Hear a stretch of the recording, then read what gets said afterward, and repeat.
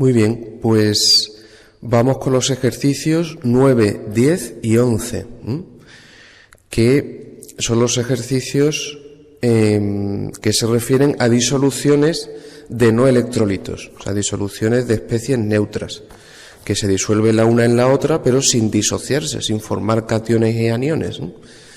Bien, empezamos por el primero, que es el 9, el ejercicio número 9.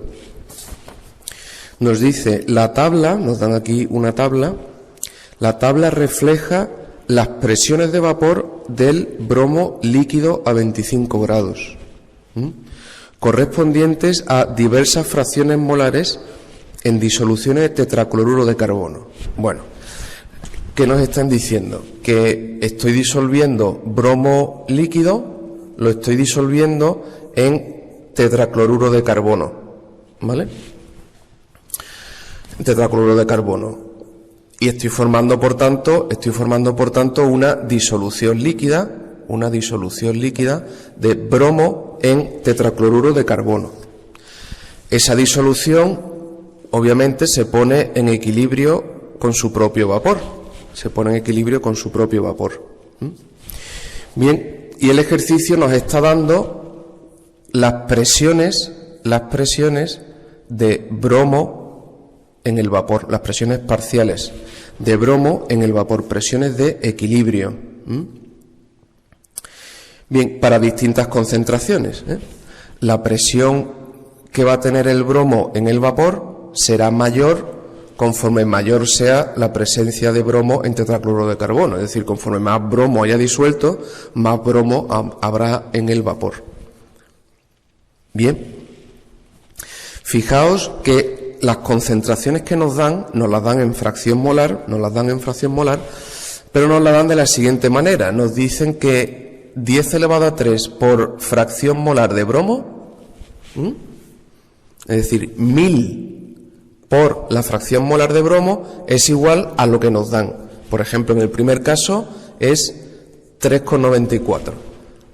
O sea que 1000 por la fracción molar es 3,94. Así que 3,94 no es la fracción molar. Para sacar la fracción molar habría que dividir entre 1000.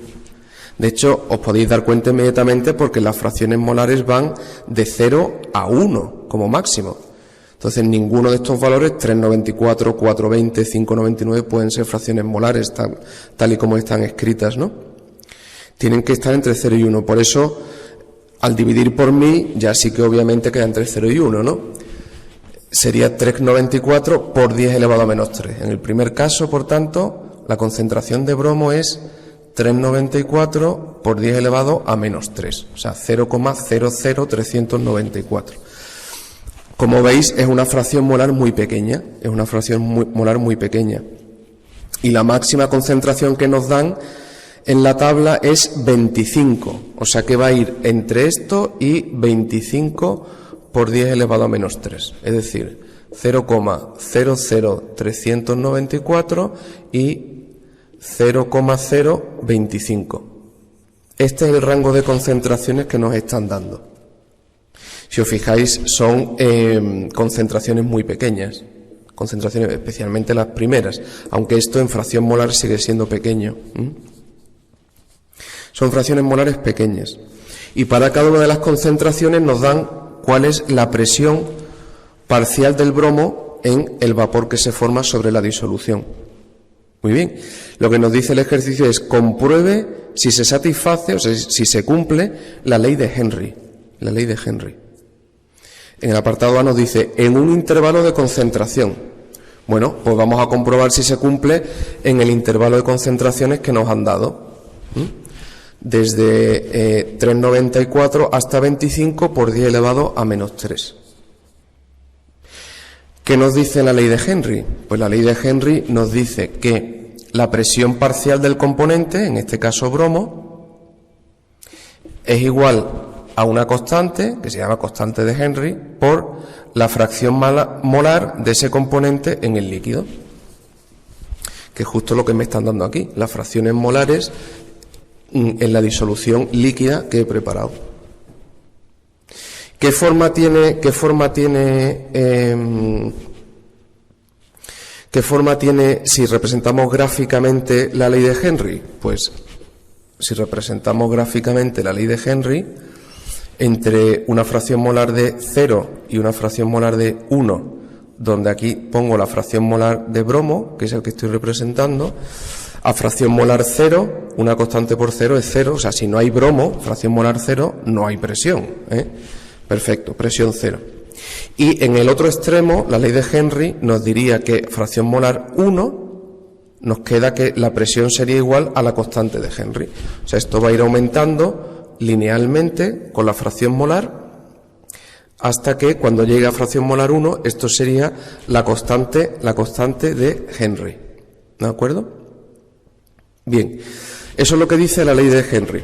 Nosotros vamos a comprobar si se cumple de aquí a aquí. Fijaos que estamos en un tramo chiquitísimo, porque nuestra máxima fracción molar es 0,025. O sea, estamos muy cerca de 0, estamos justo al principio, en el tramo este inicial, que es cuando el bromo está muy diluido y que es precisamente cuando mejor se cumple la ley de Henry.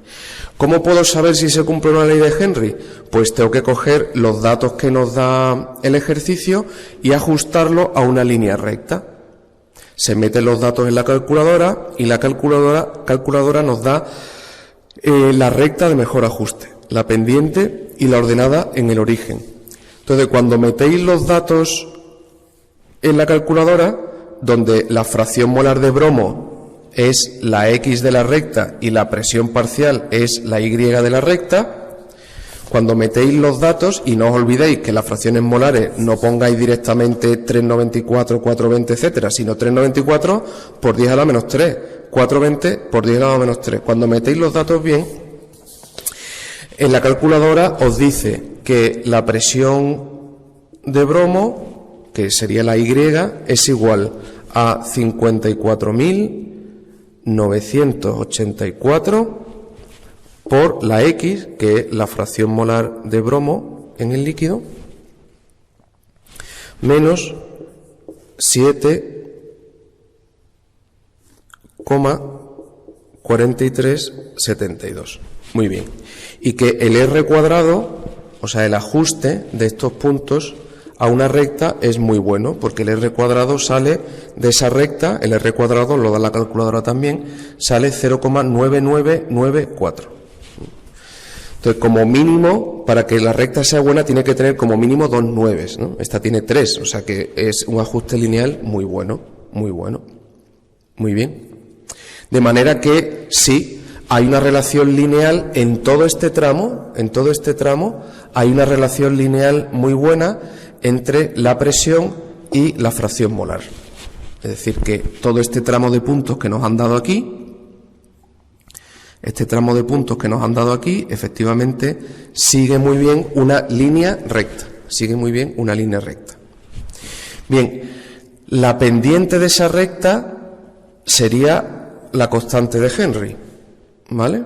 Entonces, al apartado A del ejercicio que dice si se cumple la ley de Henry en un cierto intervalo de concentración, pues hay que responder que sí, que hay una relación lineal entre la presión de vapor por la fracción molar, una relación lineal donde la pendiente es una constante distinta de la presión pura, porque si fuera la presión pura sería la ley de Raoult, y nos preguntan por la ley de Henry.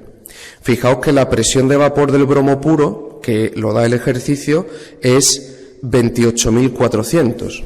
A nosotros nos ha salido 54.000 y esto nos da 28.400. O sea que esta pendiente no es la presión del bromo puro, con lo cual efectivamente es un valor constante distinto de la presión del bromo puro, y ese valor constante no es otra cosa que la constante de Henry.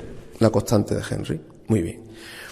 Así que la respuesta al apartado A es sí. En ese intervalo de concentraciones se cumple la ley de Henry, relación lineal entre presión de vapor y fracción molar multiplicado por una constante distinta de la presión del bromo puro. Perfecto. El apartado B nos dice si se sigue cumpliendo hasta fracción molar de bromo 1. Sabemos que no. ¿Por qué? Porque la ley de Henry se ha deducido para dilución infinita, es decir, para muy poco soluto en muchísimo disolvente. Con lo cual ya cuando la fracción molar de bromo es 1, quiere decir que el bromo está solo. O sea, no es que ya sea soluto, es que está él solo, ¿eh? No hay disolvente. Entonces no es una condición de dilución infinita. ¿Y cómo sabemos que no se cumple la ley de Henry de esta fracción molar 1? Bueno, pues sustituyendo aquí, si la fracción molar fuera 1, entonces la presión que predice la ley de Henry para fracción molar 1 es la constante de Henry, que a nosotros nos ha salido 54.984 en Newton partido metro cuadrado, ¿vale? En esa unidad de presión. Y sin embargo, cuando la fracción molar es 1, es decir, el bromo puro, resulta que la presión que se mide, la presión de vapor que se mide para el bromo puro es 28.400, ¿vale? Newton partido metro cuadrado. Esta es la real, esta es la que se mide. Esto es la presión de bromo puro. Y esto es la constante de Henry. Entonces la ley de Henry se cumple muy bien para concentraciones pequeñas. En cuanto empieza a crecer la concentración, ¿qué sucede? Pues que los puntos experimentales cada vez se van desviando más de lo que predice la ley de Henry hasta llegar a la presión del bromo puro. O sea que la realidad vendría por estos puntos de aquí y lo que predice la ley de Henry es esto. ¿Se cumple bien la ley de Henry? Se cumple bien para concentraciones pequeñas. Sí, los puntos experimentales obedecen una relación lineal, pero cuando ya empieza a crecer la fracción molar, las desviaciones son muy grandes y desde luego a fracción molar 1 lo que predice la ley de Henry es esta presión y la real para el bromo puro es esta. O sea que no. El apartado B, la respuesta es que no.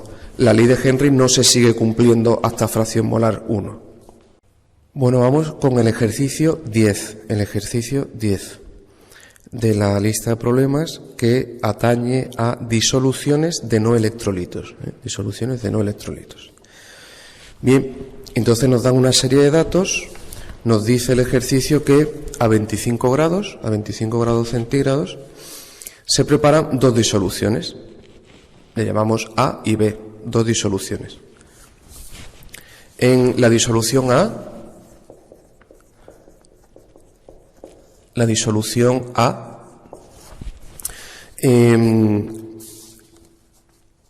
tiene una fracción molar de disolvente, ¿vale?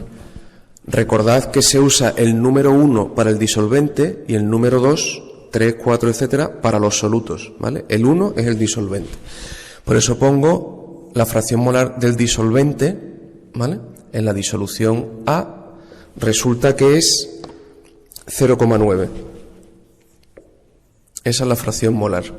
Y en la disolución B,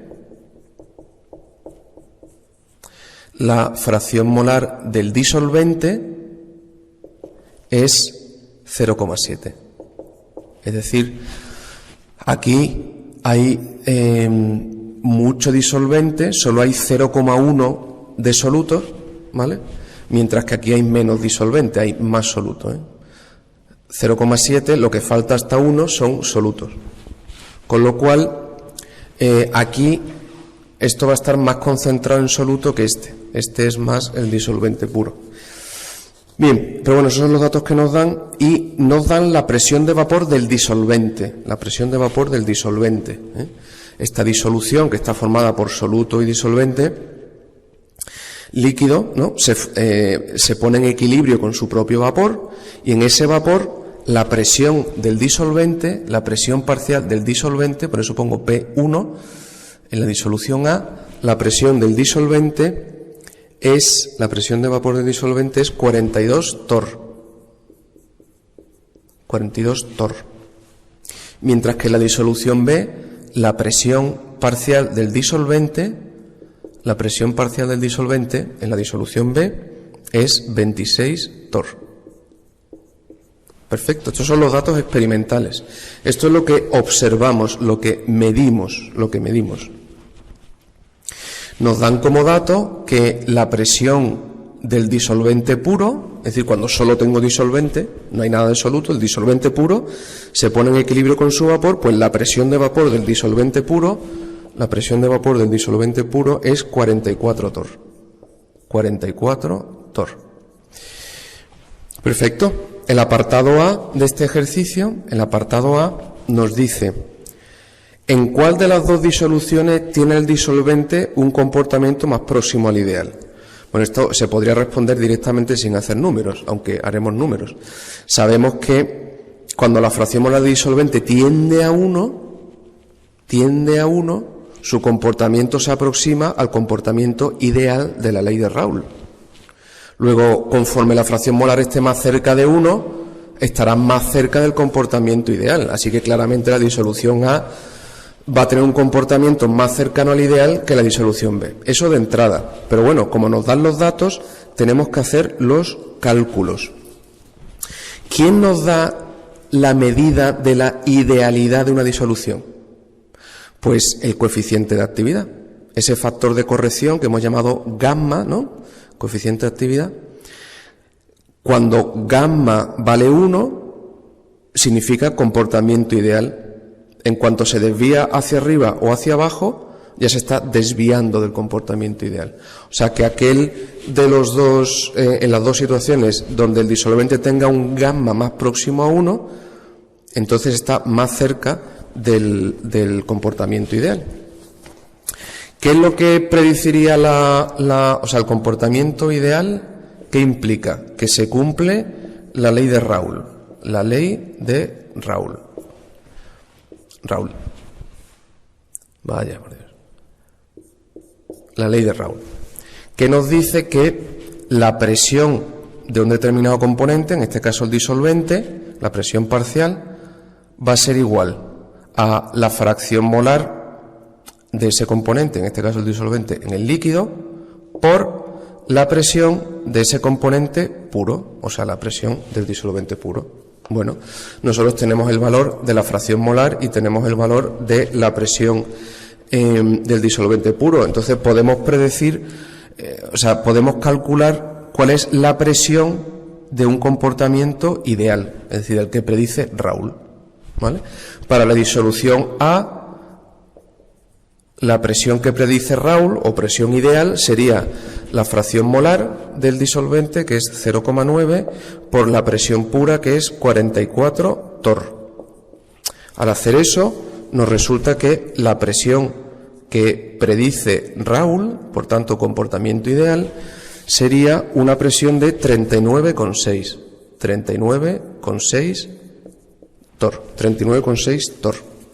Y sin embargo, fijaos que la que observo es 42.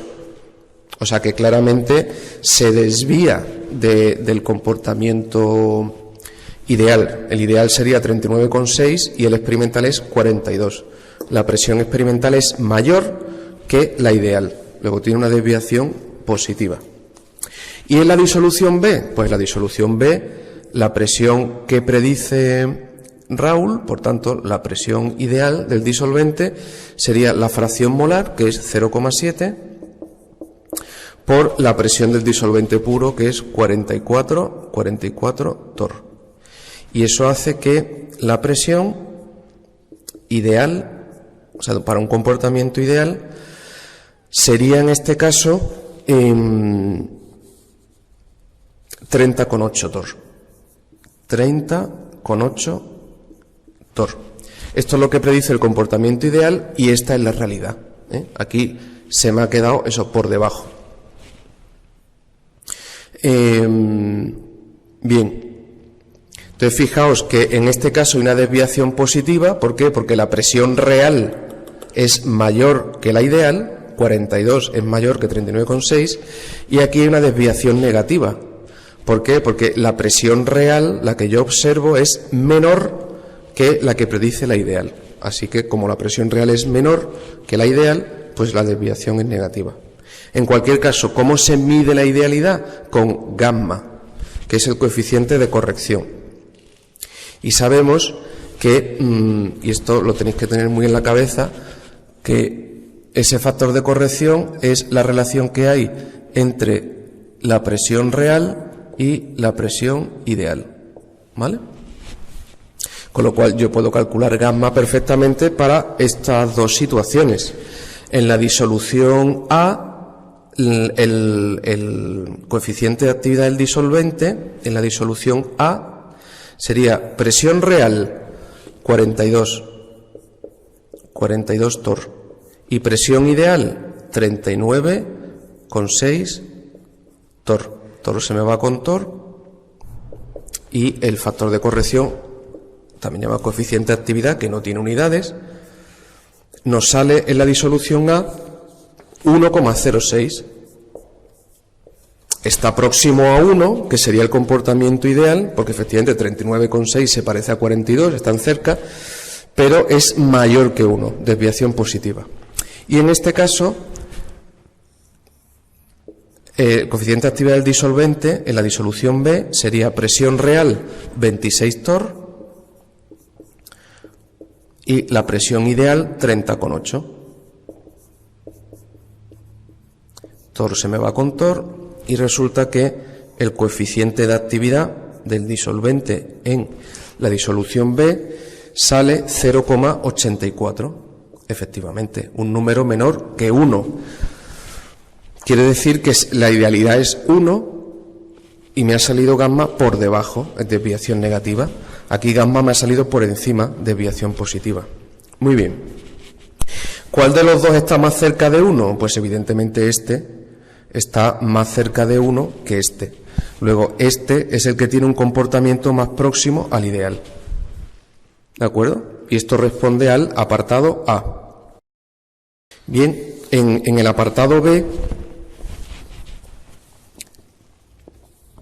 el apartado B nos dice cuál es la diferencia en julios entre los potenciales del disolvente en estas disoluciones. Es decir, obviamente, en esta disolución el disolvente tendrá un potencial químico y en esta disolución tendrá otro potencial químico. Un potencial químico y otro potencial químico. Bien, pues lo que me están pidiendo es cuál es la diferencia entre el potencial químico en A o en B. ¿Ok? Bien. Por tanto, para responder a B necesitamos saber qué forma tiene el potencial químico. Como hay desviaciones de la idealidad, no podemos usar el potencial químico de una disolución ideal. Tenemos que usar el potencial químico de una disolución real de no electrolito. Entonces, el potencial químico de un componente en una disolución real, sobre todo si es el disolvente, sería, esto es líquido, sería el potencial químico de esa especie líquida pura, o sea, el potencial químico del disolvente puro, ¿vale? Más RT, logaritmo neperiano de la actividad de esa especie, en este caso el disolvente. ¿De acuerdo? Muy bien. Muy bien, pues esto aplica al potencial químico de cualquier componente en una disolución real, sin electrolito, ¿vale? Donde he comparado con Raoult. ¿Y por qué comparo con Raoult? Porque es el disolvente, El disolvente está más próximo a fracción molar 1 y por tanto al comportamiento ideal que predice Raoult. Muy bien, en ese caso esta sería la forma del potencial químico. Muy bien, y a mí me están pidiendo la diferencia de el potencial químico en la disolución A, del disolvente, en la disolución A, menos el potencial químico del mismo disolvente, pero en la disolución B, donde el disolvente está menos concentrado. En la A es 0,9 su fracción molar y en la B es 0,7. Bueno, pues ¿cómo varía el potencial químico? Bueno, lo único que tengo que hacer es la resta, ¿no? Fijaos, si aplicamos esto al caso de disolución A, pues me quedaría que el potencial químico del disolvente en A sería el potencial químico del disolvente puro, eso siempre, más RT, logaritmo neperiano de la actividad del disolvente en la disolución A. Y el potencial químico del disolvente en B, pues sería el potencial químico del disolvente puro más RT, logaritmo neperiano de la actividad del disolvente en la disolución B. Así que al hacer la diferencia, nu A menos nu B, me quedaría potencial químico en A menos potencial químico en B. Para empezar, el potencial químico del disolvente puro es el mismo en ambos, claro, es el disolvente puro, no tiene más, con lo cual este término se me va. Y me queda RT logaritmo de actividad en A menos RT logaritmo de actividad en B. Saco factor común de RT y me quedaría este logaritmo menos este logaritmo. La resta del logaritmo es el logaritmo del cociente. Luego aquí me queda que esto es RT logaritmo neperiano de la actividad del disolvente en A partido la actividad del disolvente en B. Muy bien. Y sabemos que la actividad es el coeficiente de actividad por la concentración, o sea, el coeficiente de actividad por la fracción molar en este caso. O sea que nosotros tendríamos que esto sería RT logaritmo neperiano de, en la parte de arriba sería el coeficiente de actividad del disolvente en la disolución A por la fracción molar del disolvente en A, y abajo sería el coeficiente de actividad del disolvente en B por la fracción molar del disolvente en la disolución B. La actividad es el producto del coeficiente de actividad por la concentración. Tenemos todos los datos, así que sustituyendo los valores, porque estamos a 25 grados, nos dice el ejercicio, pues tendríamos 8,314 julio partido mol Kelvin, que esa es la constante de los gases, R, por temperatura en Kelvin 298 Kelvin, 25 grados. 25 grados. Por logaritmo neperiano de coeficiente de actividad del disolvente en la disolución A, 1,06. 1,06 por fracción molar del disolvente en A, 0,9. Dividido coeficiente de actividad del disolvente en la disolución B, 0,84 por fracción molar del disolvente en la disolución B, 0,7. Entonces, haciendo esta cuenta, resulta que la diferencia del potencial en A menos el potencial en B es 1199 julio partido de mol, ¿vale? Aquí este Kelvin se me va con este Kelvin y entonces queda en julio partido mol. Muy bien, pues esta es la diferencia de potencial químico. ¿Quién tiene un potencial químico mayor?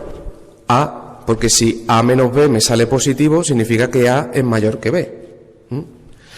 Entonces, fijaos, el potencial químico va creciendo con la concentración. Conforme mayor es el potencial químico, más inestable es ese sistema, ¿no? Y conforme el potencial químico baja, más se estabiliza el sistema. Luego, el disolvente es más inestable en A, porque su potencial es mayor que en B. ¿Y eso en qué se manifiesta? En que como es más inestable, se evapora con más facilidad, porque está menos a gusto en el líquido y por tanto se evapora con más facilidad.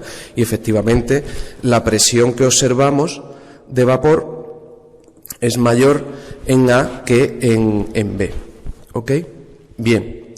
¿Y cuál es el potencial máximo que puede alcanzar una especie? Pues cuando está pura, que es cuando su concentración es máxima.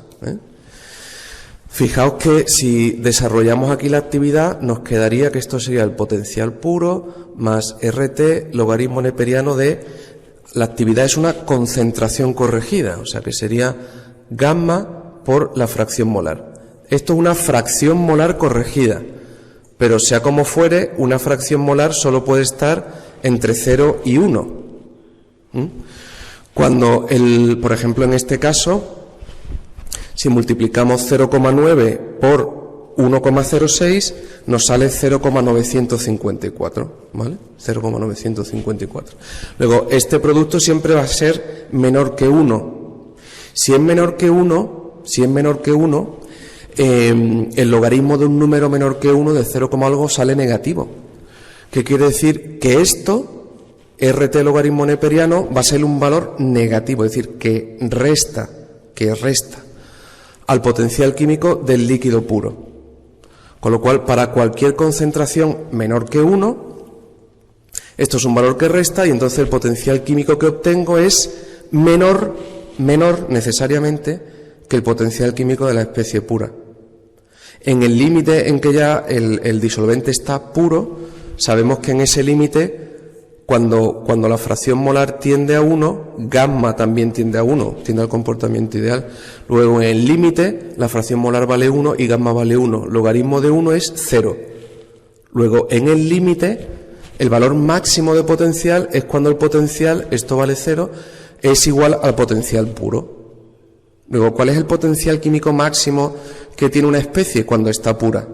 En cuanto la mezclo en disolución, necesariamente por este término de aquí, el potencial disminuye.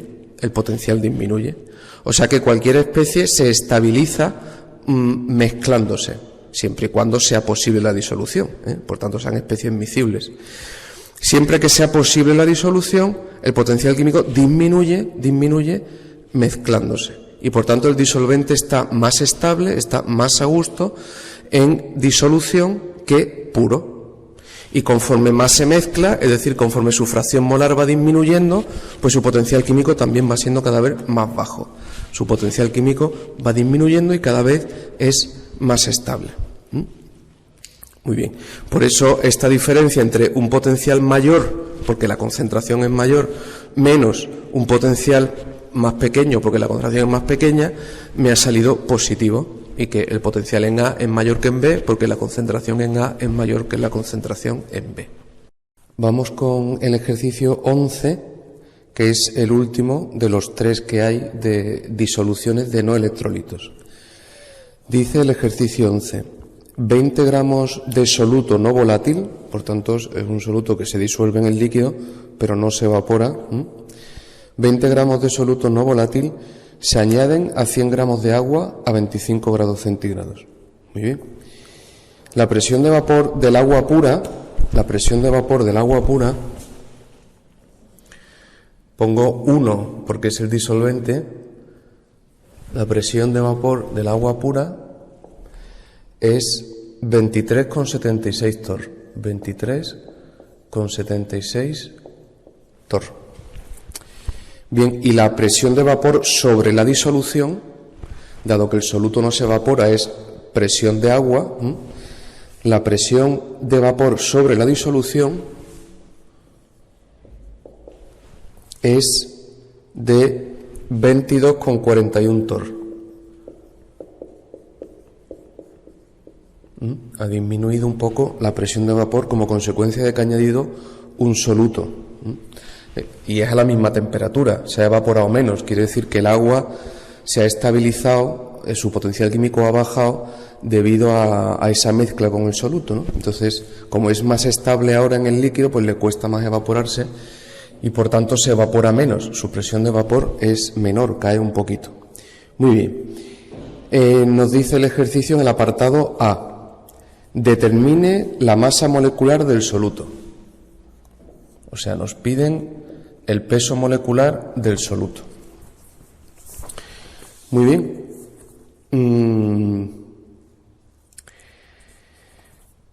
De los datos que nos dan aquí, el único modo de extraer información es suponiendo comportamiento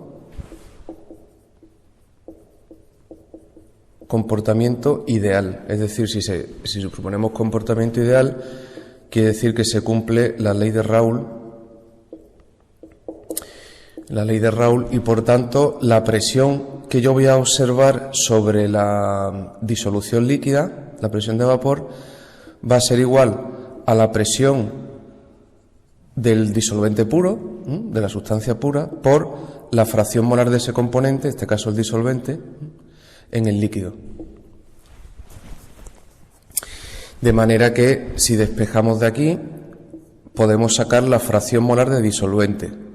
La fracción molar de disolvente en el líquido sería la presión de vapor sobre la mezcla partido la presión de vapor puro, del disolvente puro.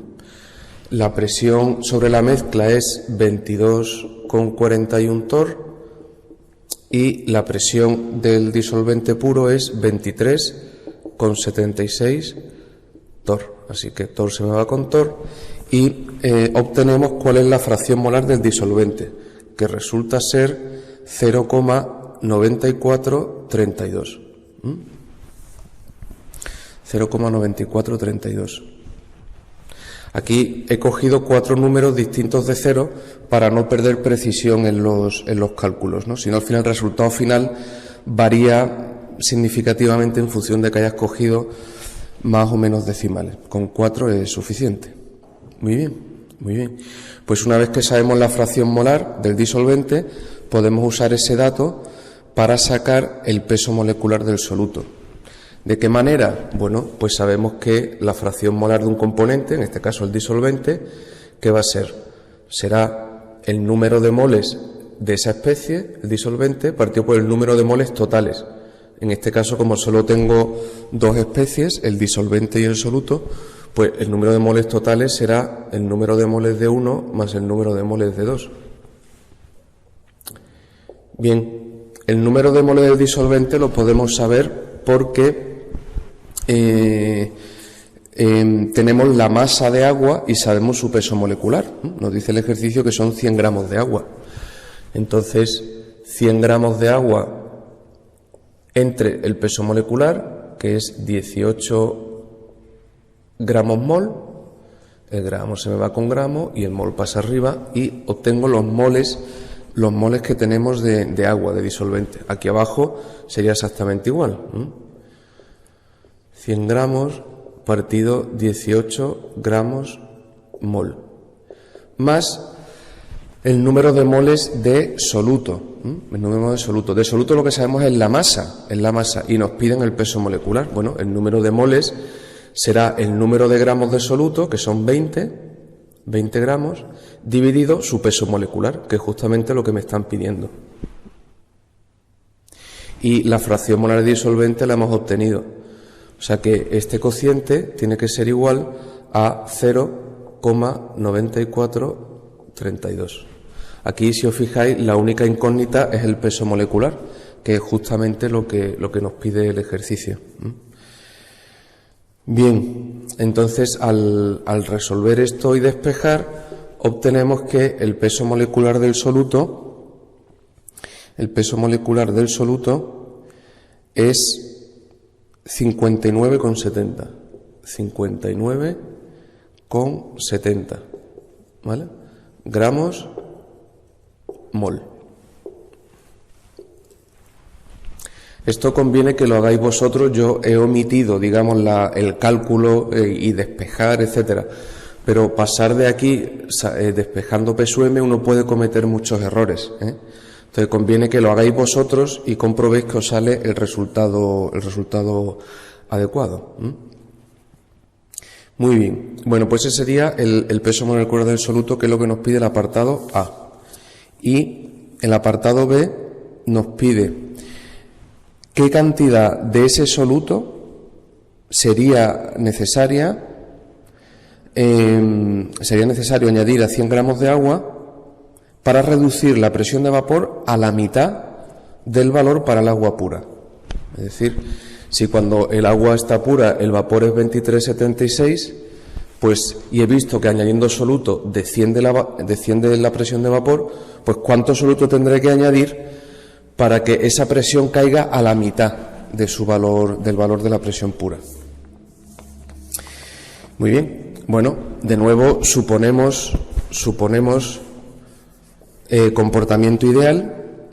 Nos están pidiendo qué cantidad, por tanto, cuántos gramos de soluto harían falta para que la presión de vapor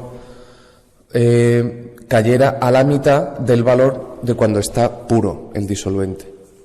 Bueno, partimos como en este caso, porque nos dan estos datos, entonces partimos de la ley de Raoult. Entonces sabemos que la fracción molar del disolvente va a ser la presión que hay sobre la mezcla partido la presión pura. Y lo que me están pidiendo es que la presión que hay sobre la mezcla sea la mitad de cuando está puro. Es decir, que esa presión sea presión puro partido por 2. Entonces, presión puro se me va con presión puro y esto queda 1/2, es decir, 0,5. Bien, si el comportamiento es ideal, que es lo que estamos suponiendo, que la presión caiga a la mitad de la presión pura implica que la fracción molar tiene que ser de 0,5. Es decir, que están al 50% en número de moles. O dicho de otra manera, que hay el mismo número de moles de disolvente que de soluto.